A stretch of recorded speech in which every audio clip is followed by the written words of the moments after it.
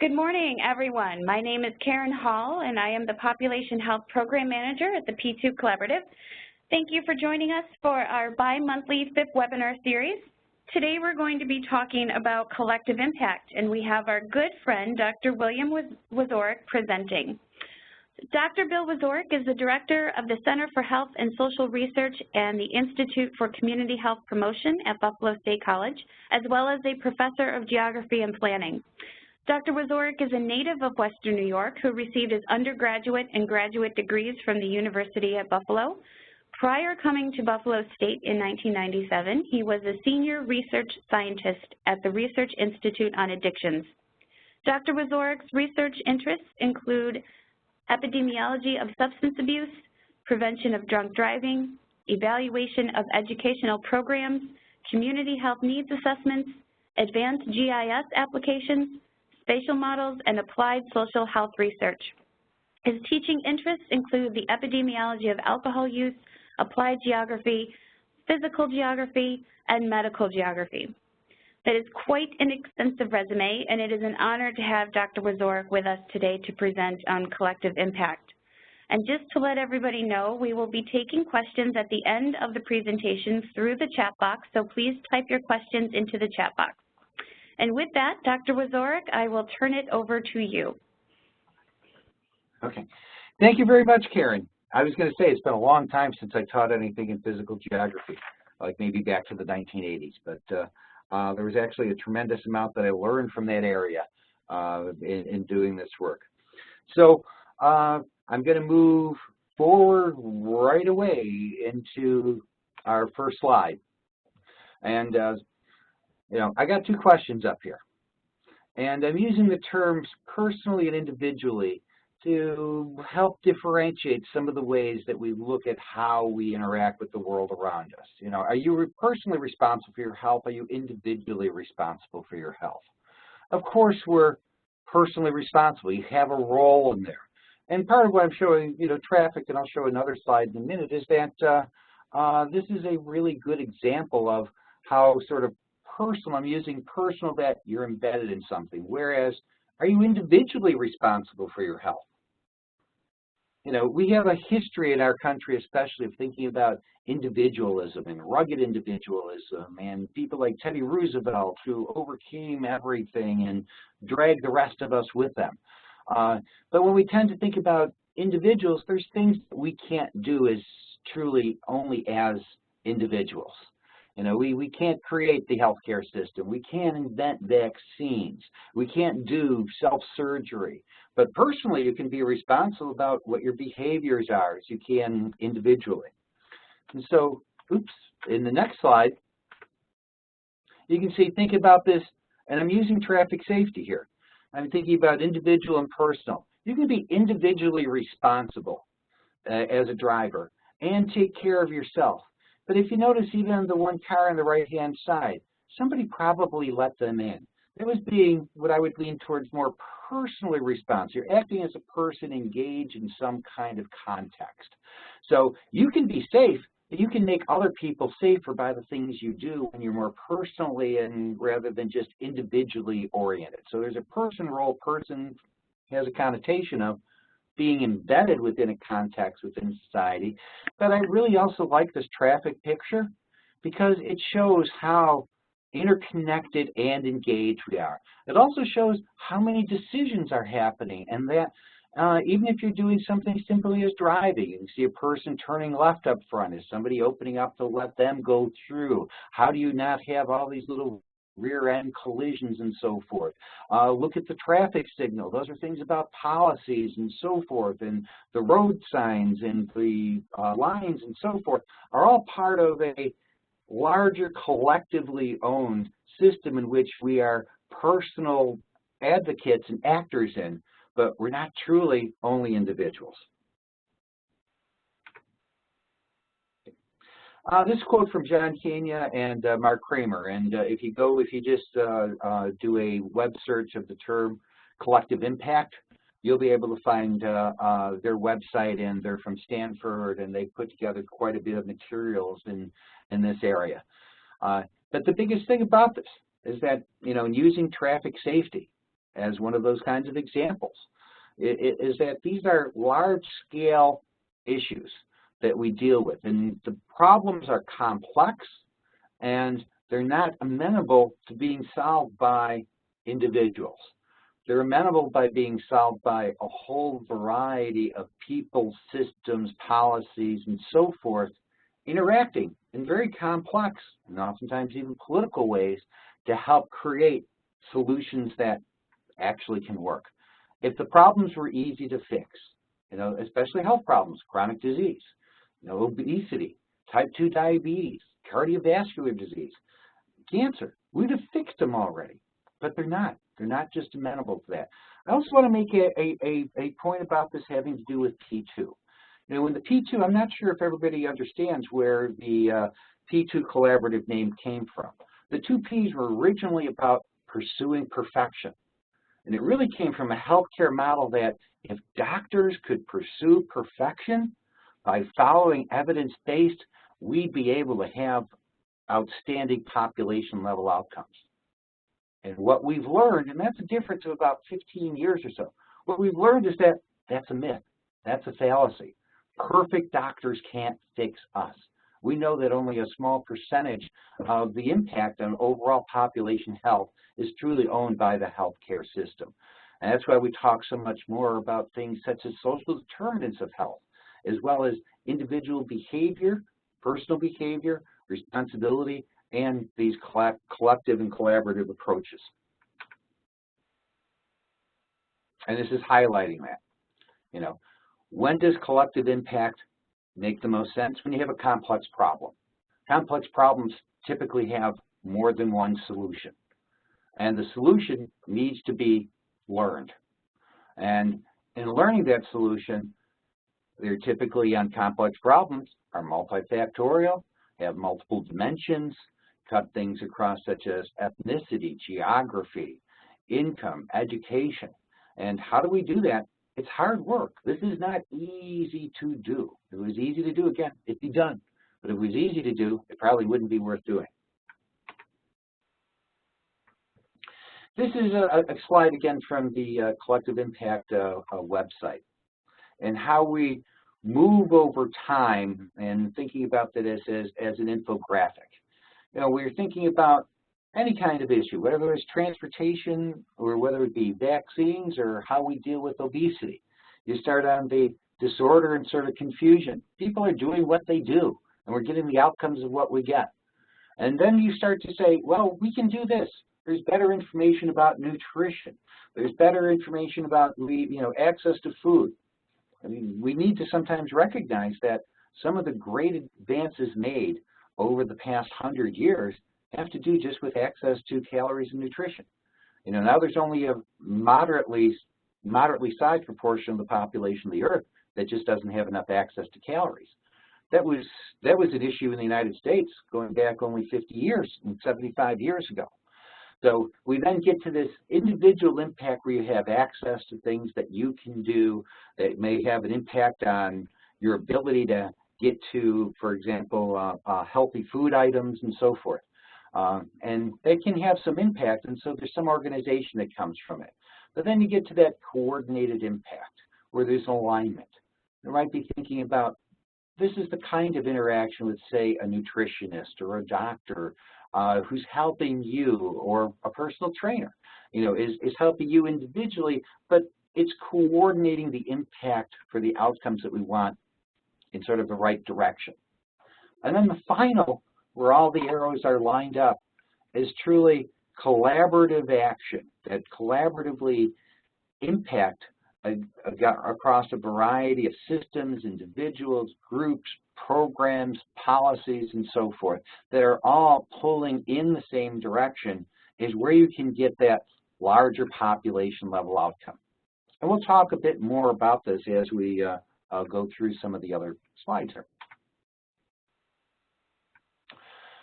Part of it is collaboration really collective impact? It's part of collective impact. Now, as we look at this slide that's basically, has openness along the y-axis and ownership along the x-axis, about how people in groups can interact in collaborative ways. You know, collaboration is more than just cooperation. Cooperation means that you're just not actively fighting one another. You know, that you're have at least some minimal respect that other groups, other people, other programs exist. And so when you can see, you know, getting with the anyone can join, and there's not much level of ownership, it's just sort of a bunch of people. You know, think about that as almost sort of like a town hall. But then in many of the work that we do, we're looking at getting the right people to the table. You know, where it says that type of club of experts. Who are the people and the groups and the motivators who need to be involved in this?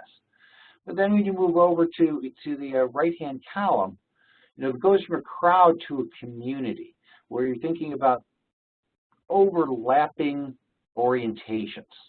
You know, you have a joint orientation that you're buying into.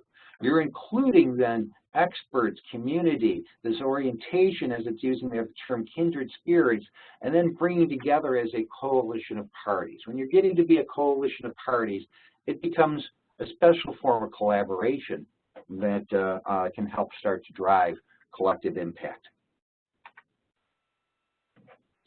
And this is a slide that helps identify some of the subtle but exceedingly important differences between collaboration and collective impact. Collaboration is often about convening around programs and initiatives. We're doing these kinds of things. You want to prove that something might work. You're doing it in addition to what you do in advocating for ideas. But collective impact has some very subtle differences around there. You're working together to move outcomes. And not just doing things together, you're recognizing that there's outcomes that we want to drive to be different. And that you don't necessarily are creating programs or proving that they can work. What you're trying to do is improve often what exists by having everyone be rowing and pulling in the same direction and aligning the kinds of programs and resources and other kinds of social impacts, such as norms for behaviors that actually drive tremendous levels of our kinds of outcomes. And collective impact isn't doing in addition, by and large, it's what you do. So in other words, if you're running a program in Wyoming County that's focused on providing better home care for managing type 2 diabetes, you're still doing that. That is what you're doing, but you're recognizing that you're part of a larger collective impact orientation that's pulling in the same direction. And so it's not necessarily a substitution, it's an actual alignment. And instead of just aligning and advocating for ideas, you're advocating for things that we know or have true evidence that work.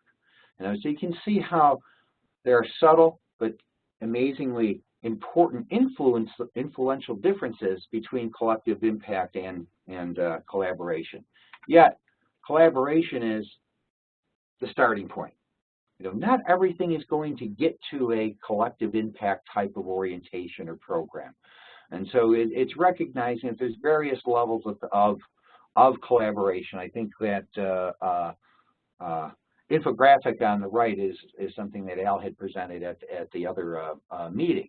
But just simple joint advocacy, networking, some coordination, basic, simple as it says there. Not stepping on toes is more coordination. So coordination is a part of collaboration, but collaboration then becomes more of an alliance, more formally, sometimes structured.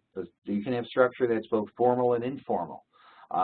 Things such as developing coalitions, consortium, associations. There's an affinity orientation that brings everyone together, and it's often about the populations and the outcomes that we're working to achieve.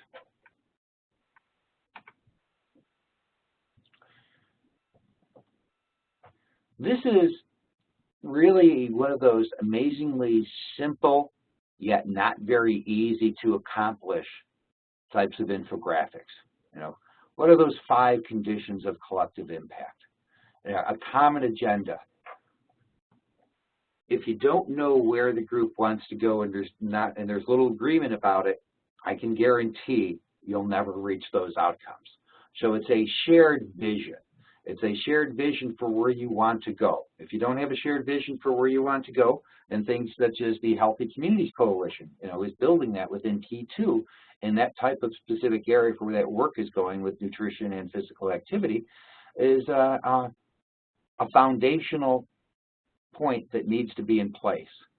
And once you have that foundation, there's other things in which you want to have shared, such as what data, what outcomes. Do we want to reduce, we want to have evidence of more people doing more activity. We want to have evidence of people eating better, which might even be evidence of people eating just less refined sugar. And then you can have measurement at multiple levels, and how do we put that together? Such as looking at obesity rates, the information that we get from the various types of surveillance surveys that the state or the feds or we do locally.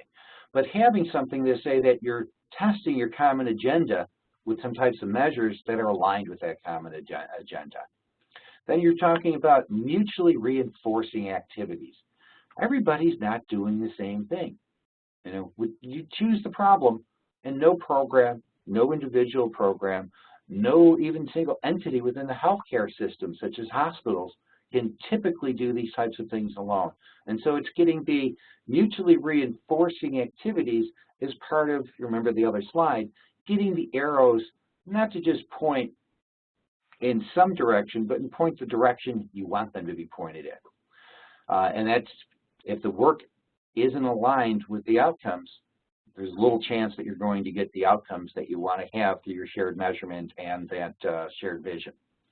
And communication, consistent and open communication.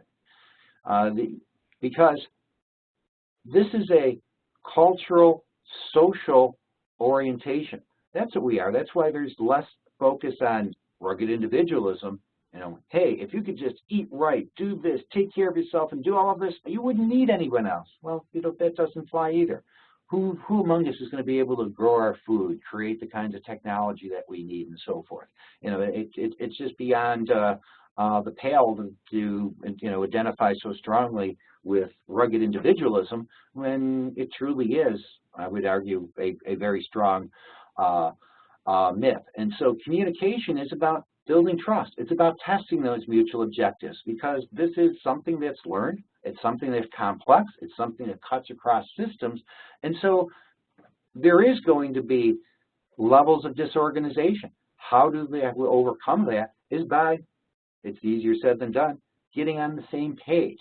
Appreciate that there's a common motivation that's shared, and recognizing that all the roles are important when you're working in a collective impact orientation. And a backbone support organization is critical to do this. Very few coalitions exist that are purely voluntary and don't have some organization that's providing the kinds of support that helps set that common agenda, that can provide the support in which you can bring those measures together, that can act as the broker for continuous communication. And so in our situation, I believe we're very lucky, and how it's been developing over the past decade, from starting from a viewpoint of perfect doctors will make perfect health, there's been a tremendous amount of change in orientation.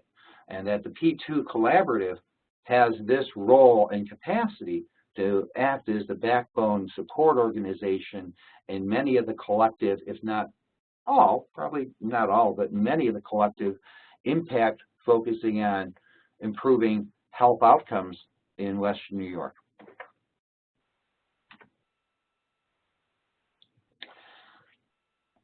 If you were in the other meeting a few weeks ago, I think it was January 27th on collective impact, we used tobacco, cancer, smoking as the collective impact on health there. And so we wanted to change this because there's many areas we could choose. I could choose traffic safety. I could choose especially things having to do with alcohol and driving and drunk driving, where we made huge changes. But one I think is common and shows both collective impact aspects and some of the challenges of doing it are really vaccinations. Now, the science on vaccinations is really very clear.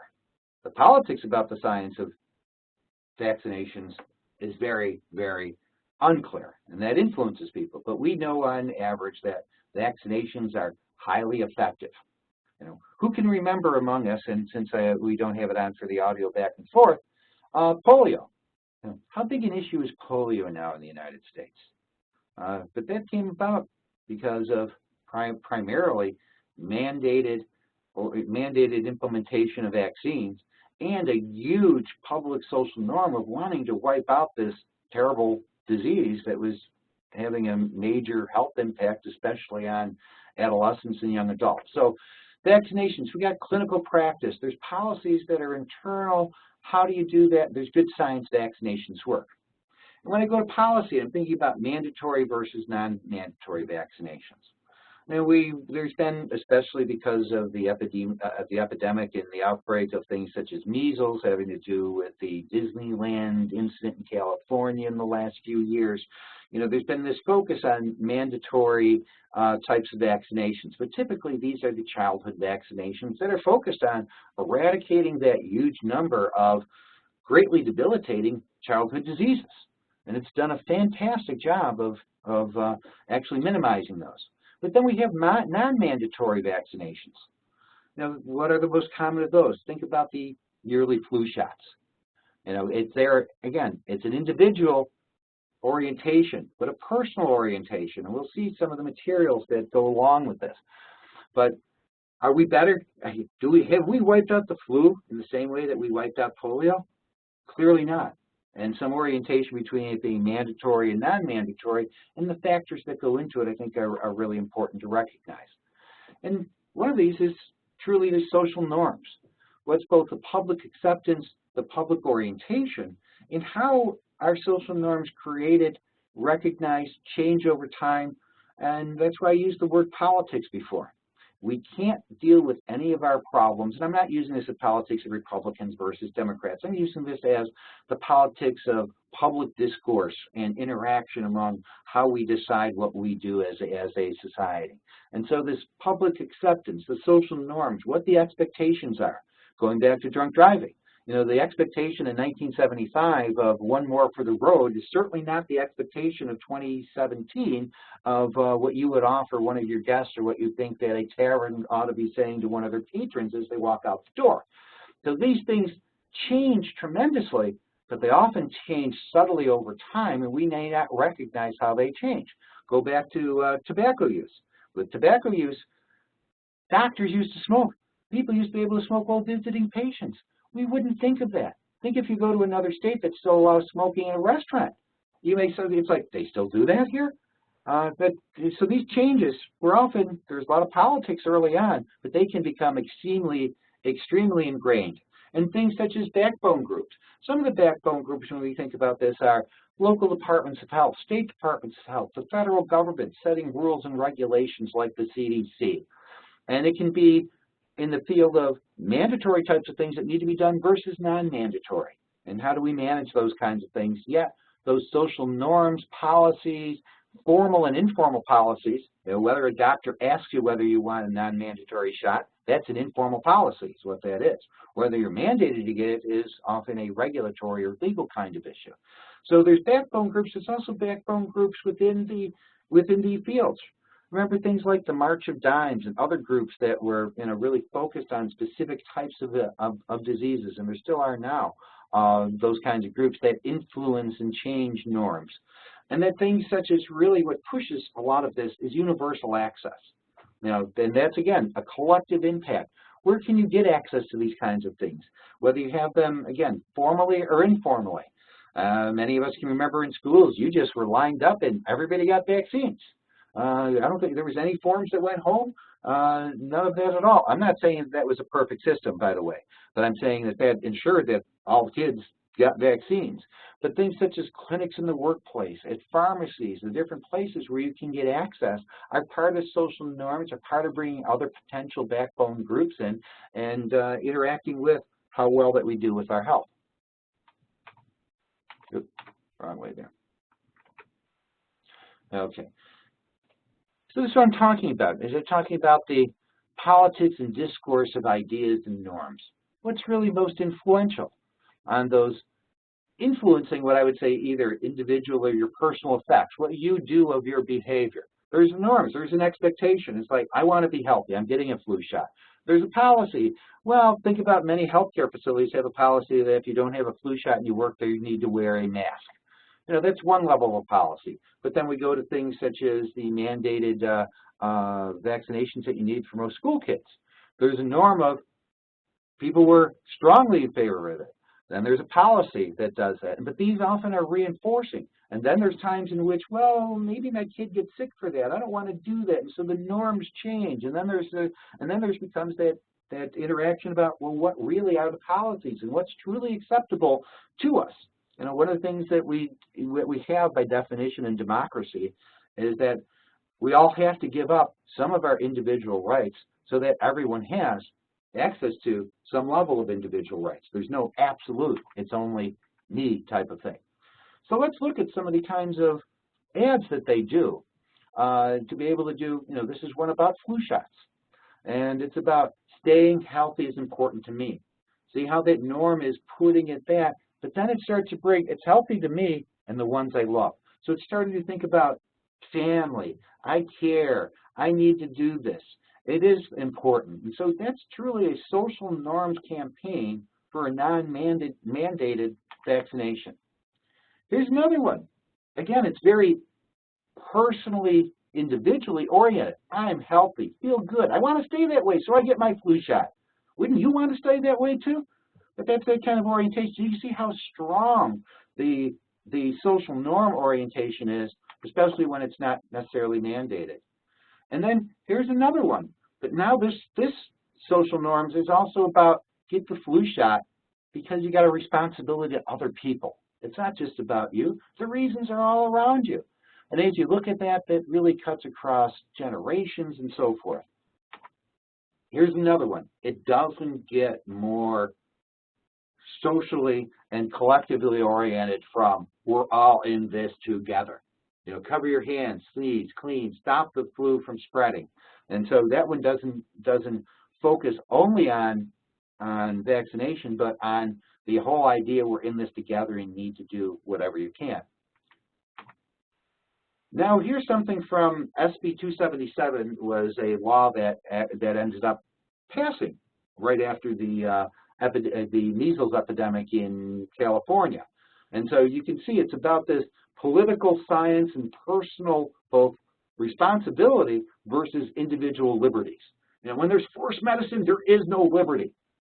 But people also respond is that, well, if your kid gets sick and my kid gets sick from that because my kid really can't have this, but your kid is just a choice, where's my liberty in this? I'm not saying that I'm only right on this, but this is really part of the back and forth that works in these kinds of situations and is at play in much of what we do. You know, here's that traditional, we can do it sign from the World War II, you know, and see how it's been adapted to, I love immunity. Not only that, they passed a law saying, we did this, thank you. And you can see how you got a mandated policy in place, as well as now you're trying to build a social norm that goes along with that mandated policy. You can even see the little Band-Aid on her arm where she got an injection for a vaccination. Oops, wrong way there. And so I'll hit this relatively quickly because this is what was covered in the last presentation. But the Western New York Healthy Communities Coalition, and that's something that P2 is fostering, acting as the backbone organization, has been coming out of the work from the state funds with PHIP and so forth. But it's about health behaviors across our entire region with multiple sectors and populations. We go from very rural to very urban. We go from wealthy to poor and lots of in between. There's different regional themes within our whole region about who can, how you can be active and how healthy eating can be adopted and promoted. There are quite a few number of effective programs that exist, but it's developing new program ideas to support the identified theme with the final question of, is anybody running a program? There's no program that actually can solve all this alone. We truly, if we want to impact things that are this complex, we truly do need to find effective ways of working together. So advancing population health, improvement, goes right to the fifth title. Strategy with focus on nutrition, physical activity, and thinking about how do we advocate for those policies, education, and accessibility to better food, accessibility to physical activity opportunities that align with so many programs that are already pushing in the same direction. And that truly is a collective impact approach and model. I'm going to make, there's only about 5 minutes left, so we'll have at least 10 minutes for questions here. But this is also a slide, so it goes to how do you create lasting community change? And lasting community change, by and large, requires collective impact and all of the challenging messiness that comes together with everybody working on complex problems. So you can see those cross-cutting factors, a single broker, that backbone organization. Defined roles and responsibilities. And that's part of that, like the other side slide, it said, it's working on what you're already doing and then getting it aligned rather than, I'm going to do what you do now and all of these kinds of things. Alignment between these goals and strategies and across regions. Can these things work? You know, for example, walking clubs might work in the city of Buffalo, but they may not work at all in Wyoming County because of how population is distributed. Meaningful community engagement.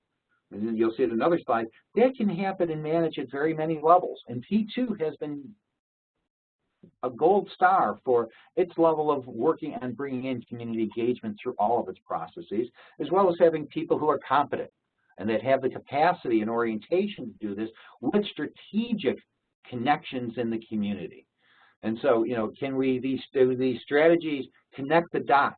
Is there effective planning? It's not just running out there to do that, just like the Healthy Communities Coalition. It's taken a good year or more to try to start to build and focus and get those types of orientation and building that collaboration. Flexible funding.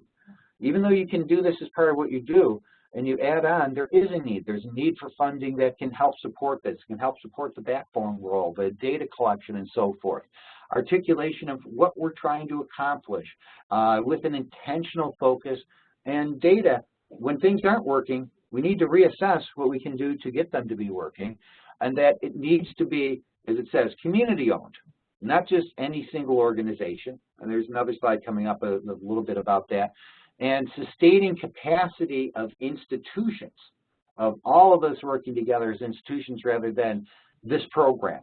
There may be programs that come and go that continue the alignment as long as the institutions, including people in communities and all the levels of institutions in the healthcare system, that really lead to that long-term sustainable outcomes, as well as when institutions are involved, there's typically funding streams that matter. And so one of the questions is, you often hear, everyone needs to be at the table. Well, evidence suggests that everyone doesn't always need to be at the table, depending on what the initiative is. Initiatives that achieve the greatest success don't invite everybody, because sometimes everybody, you can't get that alignment. Rather, they select partners with capacity, interest, and positioning to do the work.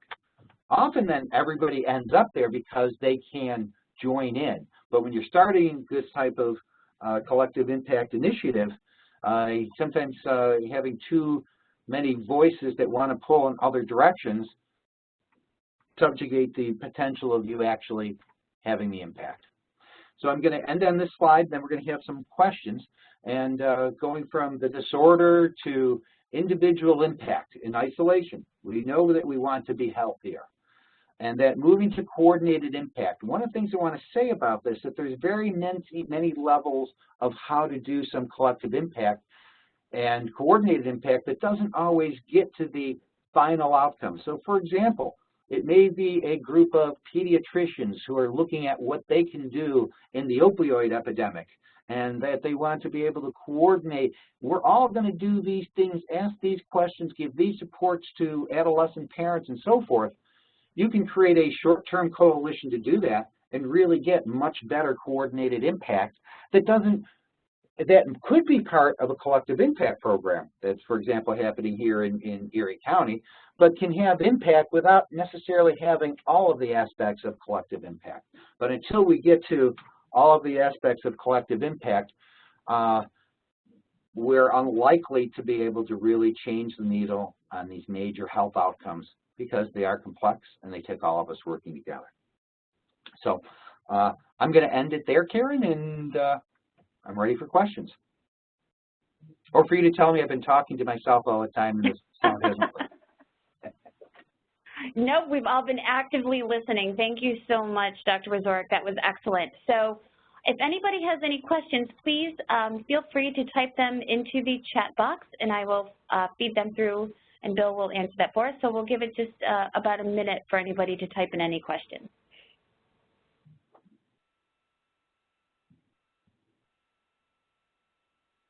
Feeling there's another.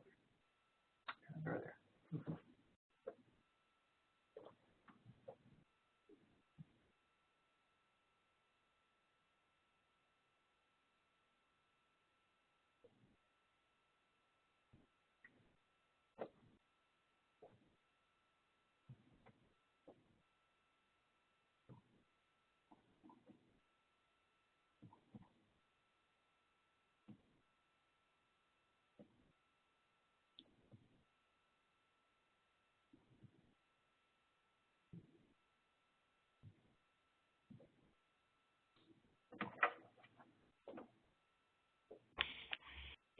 Okay, so we do have one question. Are you aware of any effective efforts locally prior to the work P2 is doing now that we could use as a model?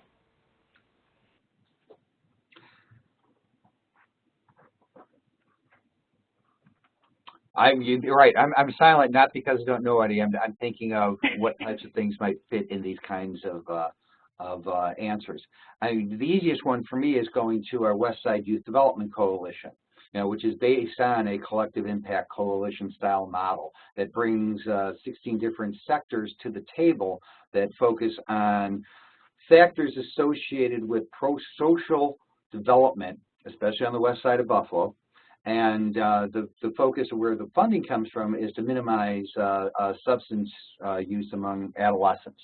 And so that and we have data from the Buffalo Public Schools, who are one of the partners, as our Buffalo Police, as our various community organizations, some that have been in business for over 100 years, like Westside Business and Taxpayers that started in 1913, and the Grand Amherst Business Association, as well as the active role that Buffalo State has taken on to be the backbone organization and provide that kind of support with some of the funding for some of our positions, as well as the involvement of the Erie County Health Department in that, and the Mental Health Department, which is the primary funder for substance abuse prevention in Erie County, often with pass-through dollars from New York State and New York State OASIS.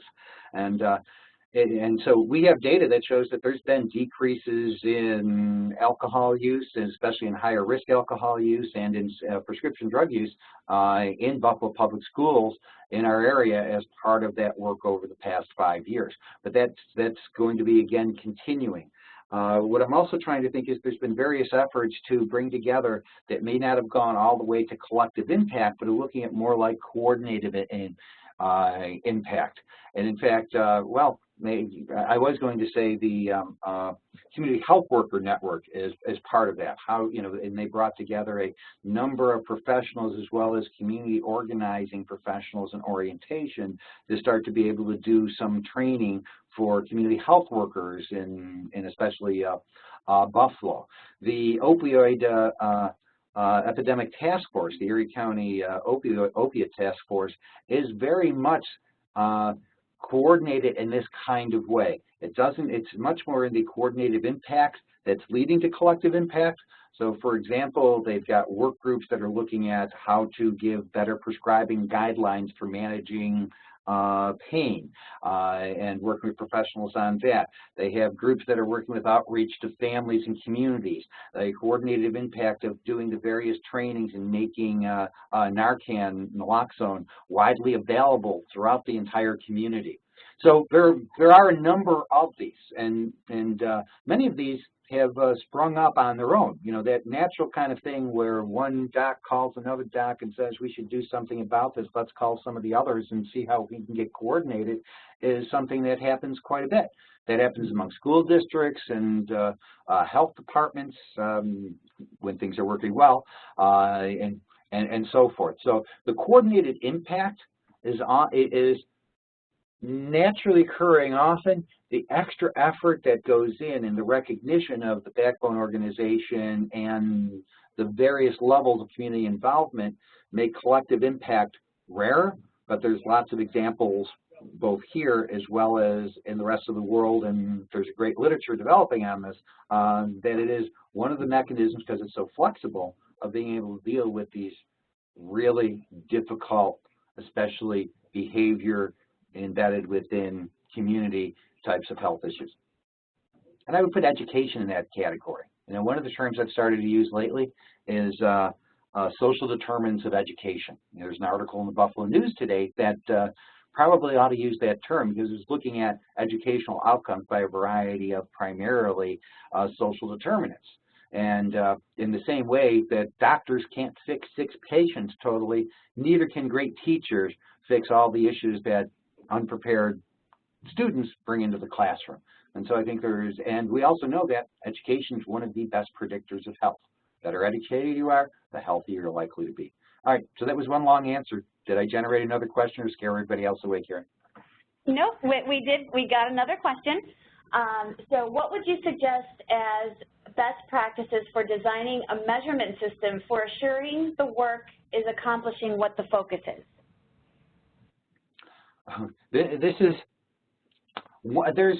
There's a system that was developed about, it's now about 15 years ago, that I love very much. It's called results-based accountability. And what that is, it was developed by a guy named Tom Friedman. A book you may have heard of is Trying Hard Isn't Good Enough. He provides materials that are free to use. So if you look at results-based accountability, just put that into a web browser and search it, you're going to be able to find free tools. However, just because you have free tools doesn't mean there's not substantial work to do with it. You know, instead of talking about evaluation, this really talks about how do you drive things that you're doing with data. And so it splits things into two things: population outcomes. In other words, what are we measuring with the population? So at some level, we want, for example, going to the healthy communities, we want lower rates of obesity, we want lower rates of type 2 diabetes. What drives that then is what happens on the performance side. So what are agencies, programs, and institutions doing? How many people are they serving? What size of the population is that? And is there any evidence that people are better off? You're often using tracking data or pre-post data within your specific program or institution that needs to align with what's going to affect the outcomes at the population level. And that really is the kind of data orientation that you use in collective impact. Because if you're trying to help someone manage their type 2 diabetes better, your measurement for the outcome of how effective you're doing with that family or that person isn't whether you've changed the rate. You want to have them have a much better controlled diet. You want to see that their A1C is reflecting that they don't have huge variation in their blood glucose and so forth and that. That's what you would use within your program. So the program level management is that program level data is the performance data that you need to own. Then the collective impact is recognizing that there's connections between those performance data that you can manage and control and tells you whether you're doing well or not, that then link to whether we're changing the needle at the population level or not. So that was results-based accountability in 50,000 words or less in 15 seconds, but look up results-based accountability. It's a really useful orientation for this. Thank you. So we have a couple more. So the next one is there an electronic portal of sorts that is a one-stop for information on local coalitions, collaborations, that are focused on family engagement and early literacy?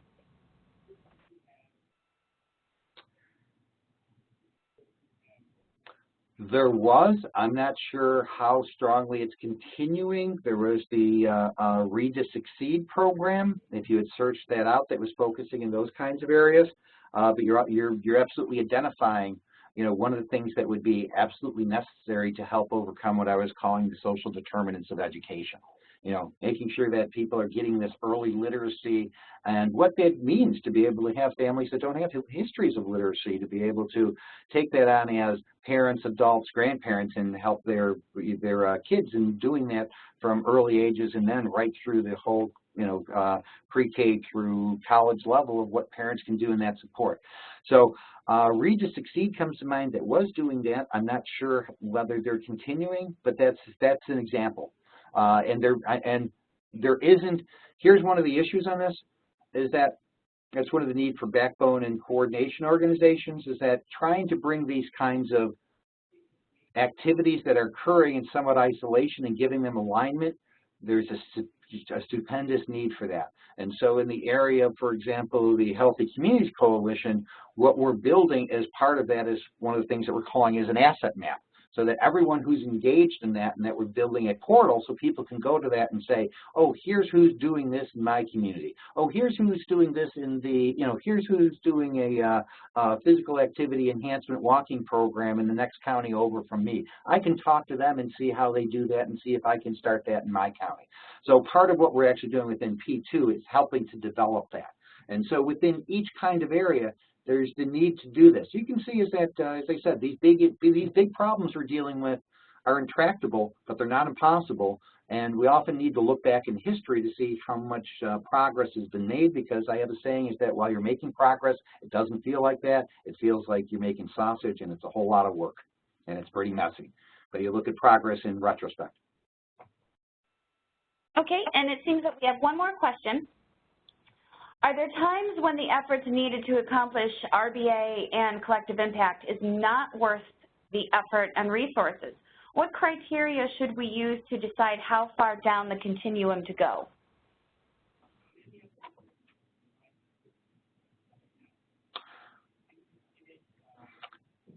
One of the things of RBA, and so this is a good thing, is that you're looking for that big vision statement that you're orienting to.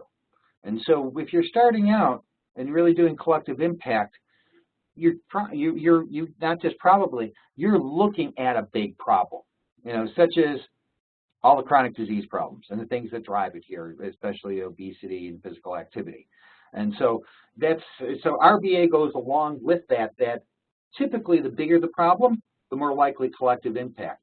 The smaller the problem, you can make gains on, sometimes with some individual things, doctors telling you to do this, but often that coordinated impact that doesn't go all the way to collective where you've got all these various sectors, it's long-term, you're really figuring it out. At the coordinated level, it's we want to make sure that the great majority of pediatricians are giving accurate information and supporting this norm to use both mandated vaccines and vaccines that are recommended.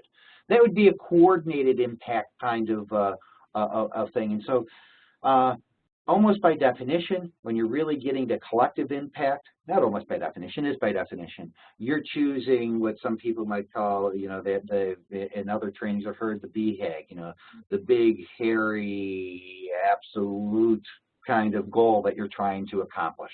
So I think I hope that helps in trying to determine really where collective impact tends to focus.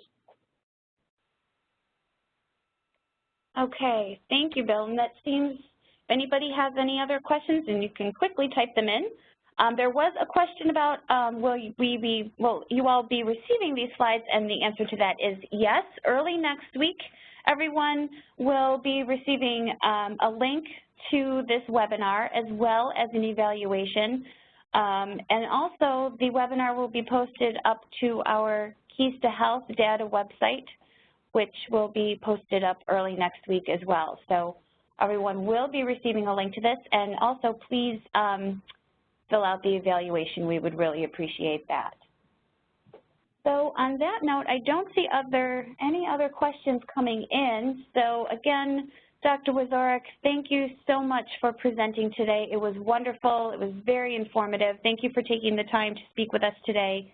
And thank you to everyone for participating today. And please join us for our next webinar, which will be in April. And have a great rest of your week, everyone. Thank you, Karen.